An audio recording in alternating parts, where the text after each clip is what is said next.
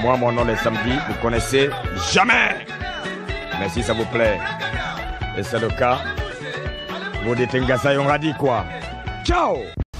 4 mai 1996, Ali Badara Diakité ABD vient de perdre la bataille face à la mort à l'hôpital Ignace Dine de Conakry. La Guinée enterre l'un de ses fils les plus prodigues du moment. Un énorme vide s'est créé à la radio nationale.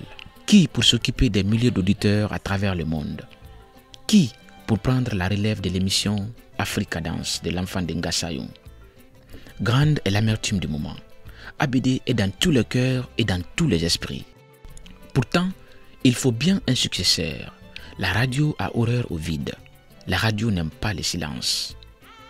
Dans cet interminable questionnement et questionnements, une voix s'élève. Un homme, comptant sur sa plume et de sa voix, lève le petit doigt. Moussa Mara. Bonjour à toutes, bonjour à tous, et bienvenue à l'écoute de cette randonnée musicale sur Radio Guinée. Une dissertation musicale de traité africain, un podium sonore de titres génériques, une tribune des meilleures sonorités, résultat d'un travail de géniflexion, œuvre salvatrice des artisans de la civilisation de l'universel, aux artistes, une musique africaine, aujourd'hui, riche en rythmique et en thématique. Mais qui était cet homme? D'où venait-il? Mais surtout, comment est-il parvenu en un temps record conquérir les cœurs et les esprits de tous les auditeurs, jusque-là orphelins d'Ali Badara Diakité? L'histoire de Moussa Mara, c'est maintenant. Bienvenue.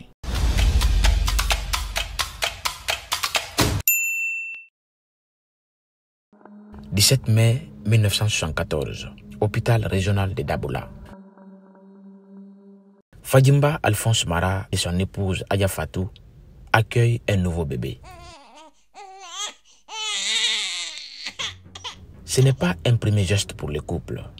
Le nouveau-né est 5e du côté du papa et 3e du côté de la mère. Mais pour la mère griotte, cette naissance est plus qu'un événement. Elle aura attendu plusieurs années pour donner enfin un garçon à son époux. 1980, à peine 6 ans, le petit Moussa est inscrit à l'école primaire de Kérouané, où ses deux parents servent. Le père en tant que médecin et la mère en tant que secrétaire d'une société locale.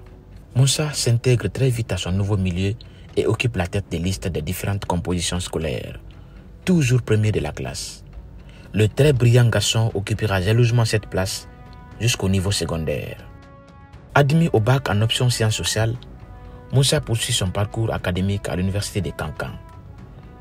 Au sein de l'université, le Benjamin de Aya Fatou se démarque par sa capacité incroyable à assimiler les notions, mais surtout son goût et sa polyvalence pour le micro. Il est sollicité à tous les événements culturels et sportifs de l'université. Moussa commente les tournois sportifs. Il présente les manifestations culturelles et officie même les grandes cérémonies. Il fait un parcours universitaire très brillant qui lui vaudra le titre de major de sa promotion en département sociologie en 1997. Impressionné par son intelligence, les responsables de l'université de Kankan offrent une perspective d'homologation aux nouveaux diplômés. Il est alors gardé à l'université comme enseignant homologué chargé des cours de sociologie. Mais sur la balance de Moussa, le micro pèse plus lourd que la craie. Partagé entre les salles de classe et les événements culturels et sportifs, il finit par abandonner l'enseignement. Moussa est alors rapproché par la direction de la radio rurale de Kankan pour occuper la rubrique culture et sport. Parallèlement à cette tâche, il est aussi désigné comme correspondant local de l'émission culturelle Sono Mondial du journaliste Jean-Baptiste Williams à Kankan, à partir de 1998. À Kankan, Moussa est au cœur de tous les grands événements culturels et sportifs. Il est même sollicité pour présenter les grands événements sur scène à Conakry. Festival de la structure Afro Balance Musique avec Sekouba Fatako et plusieurs autres événements. Un jour, en 1997, le président Lassana Conté effectue une mission à Kankan. Les autorités de la région mobilisent le jeune Moussa pour officier cette cérémonie et présenter la délégation présidentielle. À cet événement, Moussa étale ses compétences linguistiques avec élégance et éloquence. Le président est émerveillé. Mais c'est qui ce présentateur? Où a-t-il étudié? s'interroge le général Lansana Conté. Au cours de la même mission présidentielle, Moussa attire l'attention du journaliste sportif Gassim Silla lors du commentaire d'un tournoi local. Ses contacts directs avec le président et surtout l'encouragement des journalistes Gassim Silla occasionneront l'arrivée de Moussa à Conakry après un long séjour à Kankan.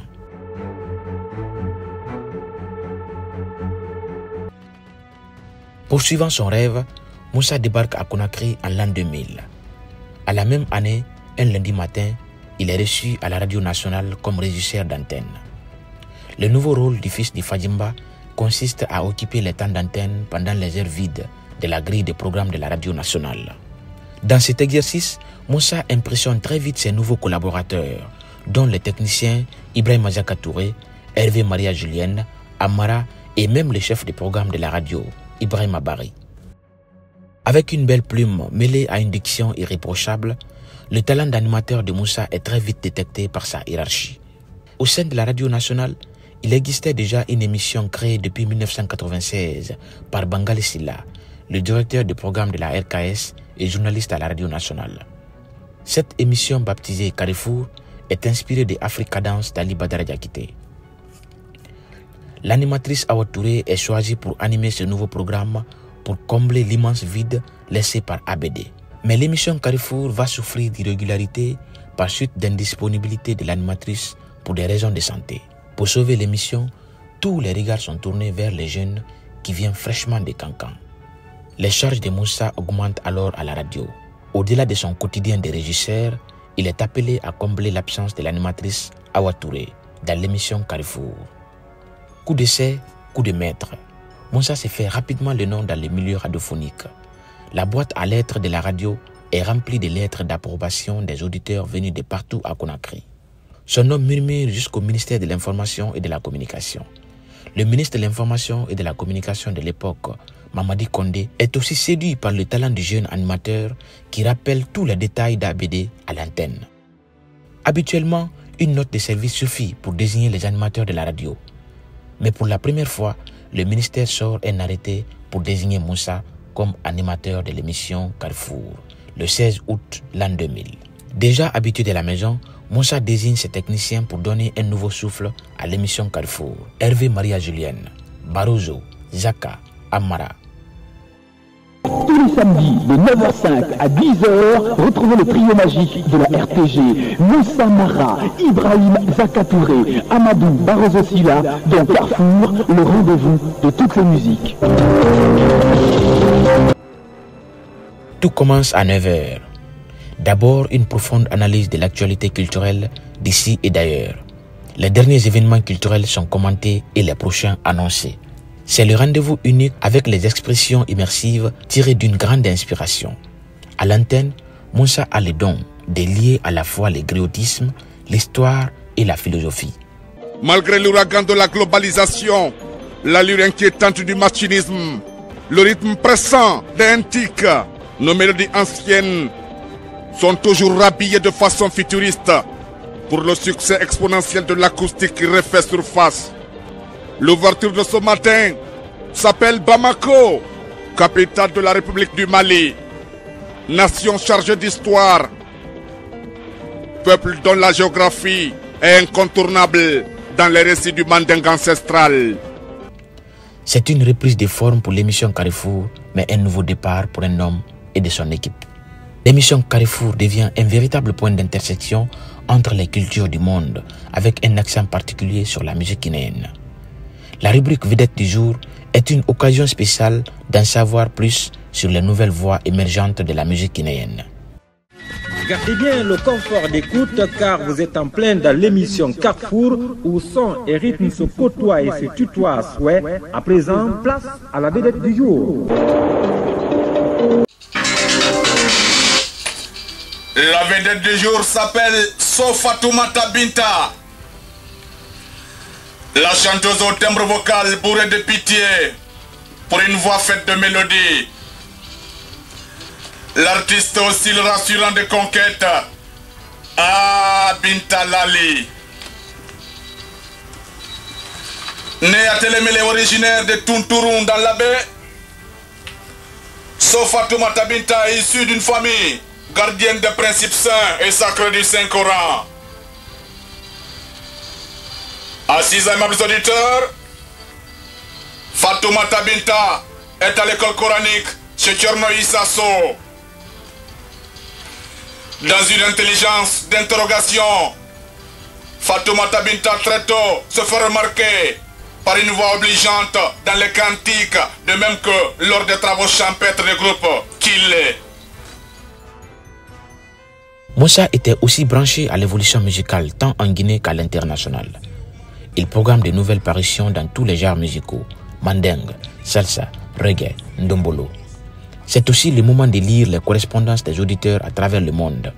La renommée de Moussa s'exporte au-delà des frontières guinéennes. Cumulativement à ses charges à la radio nationale, il devient correspondant culturel et sportif de la radio Africa numéro 1 en 2001. Hors studio, Moussa est aussi présent à des événements culturels en tant que présentateur officiel. Palais du Peuple, Stade, La Payotte, La GT, l'Oasiste, Échangeur. Moussa est au cœur de tous les grands rendez-vous culturels. Au Sénégal, il a accompagné et présenté le groupe Pembea Jazz National au public dakarois. En début d'année 2008, il est sollicité à Bamako pour présenter un spectacle musical de l'artiste malien Babani Koné. Ces différentes sollicitations confèrent à Moussa la dimension internationale de sa carrière d'animateur. Son nom lui précède partout. En mai 2008, le groupe musical Ensemble Instrumental de Guinée est invité à Cuba à l'occasion d'un événement. Moussa est désigné pour accompagner les musiciens guinéens à La Havane. La mission est annoncée longue, mais Moussa ne veut pas créer de vide à l'antenne. Il propose à ses techniciens d'enregistrer l'émission en différé. Le samedi prochain ne les trouvera pas à Conakry. Les techniciens ne trouvent aucune objection. Ce numéro de l'émission Carrefour va commencer par une nouvelle pas agréable. Dans un style particulièrement émouvant, l'animateur annonce au peuple de Guinée la triste disparition de son père, Fagimba Alphonse Mara. L'ouverture de ce matin est un devoir de mémoire, une impérieuse nécessité. Barroso, Zaka Amara, quelque chose s'est passé quelque part. Le jour J est arrivé, l'heure H a sonné, la minute M s'est dressée, la seconde S a activé. Je veux dire que le temps a eu raison comme toutes les fois. Ce temps antique du moment qui a toujours fait et défait ce qu'il a fait en tant que temps. Le lundi 21 avril, à 23h55, mon père, je parle bien de mon papa, Fagimba Alphonse Mara, a tiré sa révérence à ce bas monde à l'hôpital de Kérouané. Le naturel s'est voulu extraordinaire, car jusqu'à 22h15, mon papa partageait son salon avec la famille, hélas. Le rendez-vous du destin est fatal, même sans maladie. En 30 minutes, mon père est parti du malaise à la mort. L'examen sans échec, le revers de la médaille vie, la triste et brusque nouvelle de bouche à oreille a été difficilement crue, surtout par ceux qui l'ont rencontré, parlé avec lui le petit soir passé avant la grande nuit. La vie c'est un temps, ce n'est pas tout le temps. Si ce n'est le soir d'un matin, c'est le matin d'un soir qui trouve sur le territoire de la vérité. Repose en paix. Papa, au nom de tes parents, au nom de tes amis et collaborateurs, au nom de tes épouses, au nom de mes frères et sœurs, tes enfants, je te dédie cette ouverture. Que le Tout-Puissant te garde au paradis céleste pour le sommeil éternel. Zaka. Tout au long de cette émission, l'idée de la mort influence les raisonnements de l'animateur. Toute une philosophie pour accepter l'inévitable mort. Est-ce une prémonition? L'animateur a-t-il vu sa mort à travers celle de son père? Ô mort, pourquoi tu aimes la victoire? Aucune âme n'est grande pour la tombe. La vie est brève, les opportunités sont fugitives. Tout finit par finir. Oui Moussa, tu as bien raison. Tout finit vraiment par finir.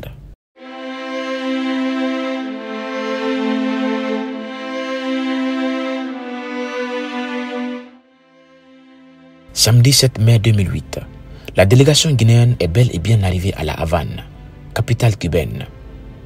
C'était une soirée tranquille, mais elle allait devenir mémorable. Les musiciens sont bien logés. Moussa rejoint sa chambre d'hôtel. Mais quelque chose d'étrange va se passer. Le calme de l'hôtel fut interrompu par un cri de douleur. La voix presque étouffée d'un homme se tord d'un profond mal. Mais d'où provient cette étrange voix? Alerté par ces cris déchirants, le gardien de l'hôtel se précipite vers la chambre. À l'intérieur, il trouva Moussa étalé au sol, se tenant la tête, ses yeux remplis de douleur et d'angoisse. « J'ai mal à la tête », murmura-t-il, ses paroles empreintes de souffrance. Aussitôt, une équipe d'assistance est appelée. Moussa est pris en charge. Sur la route de l'hôpital, les journalistes avaient l'air lourds de tension et d'espoir mêlés. Chaque seconde comptait et chaque battement de cœur résonnait impitoyablement. Malgré la douleur qui le consumait, Moussa trouva la force de se redresser. Son regard presque vide cherchait quelque chose. Quelqu'un peut-être. « Je vais voir ma femme et mes enfants », dit-il d'une voix faible. « Je vais voir ma femme et mes enfants ». Moussa insiste avant de se recoucher brutalement. « Je vais voir ma femme et mes enfants », cette phrase restera la dernière de Moussa. Dans le silence qui suivit, il y avait plus que de la tristesse. Il y avait une vie entière d'histoire, de rires, de musique et de passion partagée. Un homme qui, jusqu'à son dernier souffle, avait vécu pleinement et aimé profondément. Dimanche 25 mai 2008, Moussa ferme les yeux à jamais. Pourtant, Moussa voulait bien revoir son épouse, Madoumbouya, une artiste chanteuse qui vient de démarrer sa carrière avec l'album Badona.